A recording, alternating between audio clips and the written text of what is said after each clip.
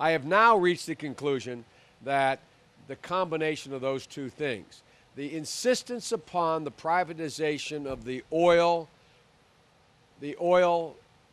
that's in the ground and its development in Iraq, is none of our business. None of our business. I've been making that case for 2.5 years. It is none of our business, Scott. And I believe it's one of the reasons why the oil law has not been passed. And I also believe it's one of the reasons why we are still in such trouble. Had that oil law been passed when they started to write it immediately after the Constitution, I believe we'd be much further down the road with what myself and Les Gelb, and now a whole lot of scholars are signing on to, which is the Biden-Gelb plan, which is not to partition the country, as everybody says, Scott, but to let the Iraqi Constitution work. What does the Iraqi Constitution say?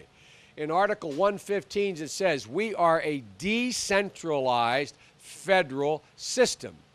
That's what their Constitution says.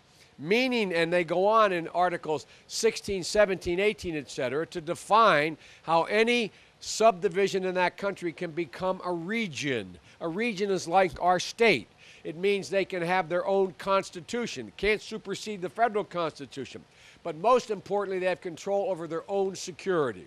Until we separate these parties, give them enough breathing room to establish some stability, give them control over the fabric of their daily lives, their own local police forces, their own laws relating to marriage, divorce, education, we are never going to be able to leave this country without leaving chaos behind.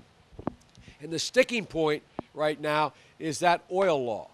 And the only explanation I can come to, Scott, as to why, not the only, one of the two explanations I come to as to why it hadn't happened is the insistence on our part that there be privatization.